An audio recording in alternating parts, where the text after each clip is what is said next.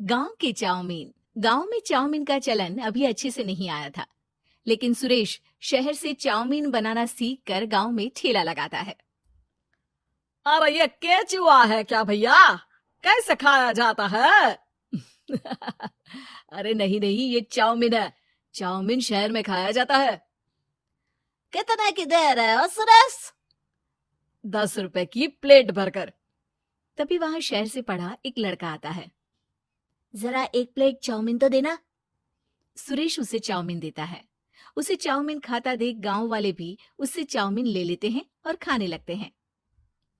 अरे वाह सुरेश भैया, कमाल की बनाए हो। 2 प्लेट मेरे बच्चों के लिए भी पैक कर दो।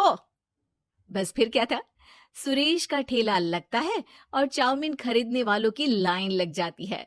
तभी वहां से गांव का साहूकार होकर गुजरता है। और ये क्या भीड़ लगी है? लगता है झगड़ा हो गया है गांव में। चलूं मैं अभी तो मजे ले लूं। अरे कहाँ है, इतनी भीड़ लगी है यहाँ? लड़ाई हो गई है क्या? अरे साहूकार साहब, ना ना ना, कोई लड़ाई ना हुई है। ये तो सुरेश की दुकान है चाउमीन की। हम लोग चाउमीन खाने आए हैं, आप भी खाइए ना। साहूकार चाउमीन खाता है और सुरेश की तरफ देखता है, जो सारे दिन के पैसे गिन रहा होता है। अरे सुरेश, क्या लागत है इस काम की?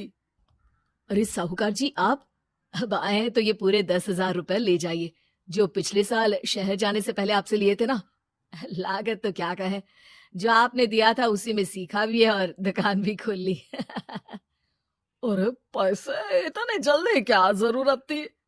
कैसे जरूरत नहीं थी साहूकार जी, इतना मोटा ब्याज कहाँ से भरते। साहूकार को अब सुरेश की दुकान को हड़पने की लालच आ जाती है।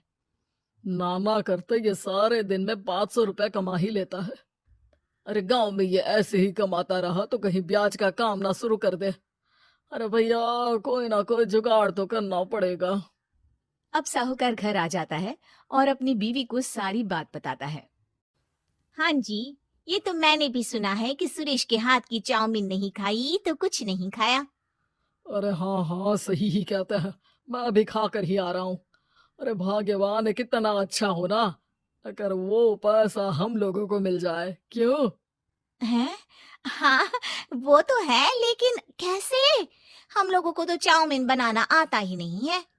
साहूकार और उसकी बीवी अब रोज चुपके से सुरेश के घर जाते हैं और खिड़की से उसे चाउमीन बनाते देखते।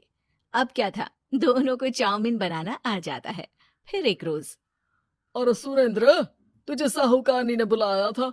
बोल रही थी कि बेटे के जन्मदिन में 10 किलो चाउमीन का ऑर्डर देना है। बना दोगे ना? अरे हाँ हाँ साहूकार जी, मैं जरूर बना दूंगा। कब देना है घर में 10 किलो चाउमीन? अरे वो तो तू घर आकर बता कर लेना, मैं नहीं बता पाऊंगा। ठीक है, शाम को काम निपटा कर आ जाता हूँ। सुरेश साहूकार के घर जाता है, लेकिन वहां मियाँ बीवी मिलकर उसे बंधक बना लेते हैं। अरे मुझे क्यों बांध रखा है? मुझे छोड़ दो। आज से तेरा ठेला मैं लगाऊंगा और बहुत सारे पैसे कमाऊंगा। साहूकार एक आदमी को सुरेश की निगरानी में लगा देता है और वहां से चला जाता है। अगले दिन, अरे साहूकार जी, आप कब से चाउमीन बेचने लगे? और अपना ये सुरेश कहाँ गया? और वो तो शहर गया है। उसका कोई काम निकल आया था, बोल रहा था कि जब तक वो ना आए तब तक मैं ही उसके ठेले का काम कर दूं। पैसे भी तो बहुत उधार ले रखे थे उसने। लगता है कर्जा भरने के डर से भाग गया है। अरे पर वो तो बोल रहा था कि उसने सारा कर्जा उतार दिया है। और वो क्यों भागेगा? इतना तो कमा रहा था। अरे मुझे क्या पता। अरे चाउमीन खाना है तो बोलो, नहीं तो भागो यहाँ से। अरे हाँ हाँ, दे दो दे दो। अब तो चाउमीन खाना पूरे गांव के लोगों के लिए आदत ही बन गया है। ना खाओ तो नींद ना आए। हाँ हाँ, तो लो और निकालो 50 रुपए। 50 रुपए क्यों? सुरेंद्र तो 10 रुपए में देता था। अरे वो पागल था, मैं थोड़ी ना हूँ। गांव वाले, जिनको चाउमीन की लत लग गई थी, वो करते भी क्या, दे दो और ये लो 50 रुपए। लेकिन फिर साहूकार उन लोगों को प्लेट में थोड़ी सी चाउमीन रख देता है। अरे ये क्या? पैसे 5 गुना ज्यादा और चाउमीन बस इतनी सी। अरे साहूकार साहब, भगवान से तो डरो। बस फिर क्या था, साहूकार की मन मर्जी चलने लग जाती है और गांव वाले करते भी क्या। एक रोज मुझे तो लगता है कि सुरेश को साहूकार ने मार डाला होगा, क्योंकि उसका काम इतना अच्छा चल रहा था, फिर वो क्यों जाता, और वो भी साहूकार के हवाले दुकान करके। ना बाबा ना। अगले रोज भाग्यवान, देखो तो जरा, इस सुरेश भी ना कितना पागल था। जिस काम से वो ज्यादा पैसे बना सकता था, उससे इतने कम पैसे छाप रहा था। 50 रुपए प्लेट में भी गांव वाले खूब खा रहे हैं चाउमीन। हाँ जी, और जितने में वो लोगों को 10 प्लेट खिलाता था भर भर कर हम लोग उतने में 20 प्लेट बना रहे हैं, क्यों जी? वहीं सुरेश रोज भगवान से मांगता कि बस एक बार वो किसी तरह वहां से निकलने में कामयाब हो जाए, लेकिन उसकी हर कोशिश नाकामयाब होती।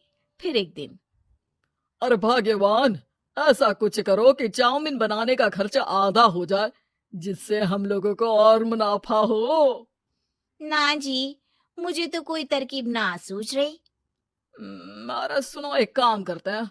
चाउमीन बनाने में जो सब्जी लगती है वो मंडी में लेने तुम देर रात चली जाना। तब तक वो सारी सड़ी गली सब्जी जो दुकानदार वहीं फेंक जाते हैं, वो उठा कर ले आना फ्री में। अरे वाह जी वाह, आप तो बहुत समझदार हैं जी। बीवी वैसा ही करती है, लेकिन अब लोग चाउमीन खाते तो मुंह बनाकर। फिर एक बार अरे राम राम राम, ये पेट में दर्द काहे हो रहा है? आई, आई, आई, आई, आई। हाय रे हाय, मेरा भी पेट दर्द के मारे फटा जा रहा है। सभी को शक हो जाता है कि उन लोगों को चाउमीन खाने से ही ये बीमारी हो गई है। वहीं दूसरी तरफ जो आदमी सुरेश की निगरानी कर रहा था, वो सो रहा होता है और मौका देखकर सुरेश वहां से भाग जाता है। सुरेश गांव वालों के पास जाकर उन्हें सब कुछ बता देता है। बस अब क्या था, साहूकार के घर पुलिस पहुंच जाती है। चलो, तुमने गांव के लोगों को खराब सब्जी वाली चाउमीन खिलाकर बीमार किया और सुरेश को बंधक बनाया। तुम्हें इसीलिए हम गिरफ्तार कर रहे हैं। साहूकार को पुलिस ले जाती है और फिर अगले दिन से सुरेश का ठेला गांव के बाजार में लग जाता है, जहां अब पहले से ज्यादा भीड़ होती है।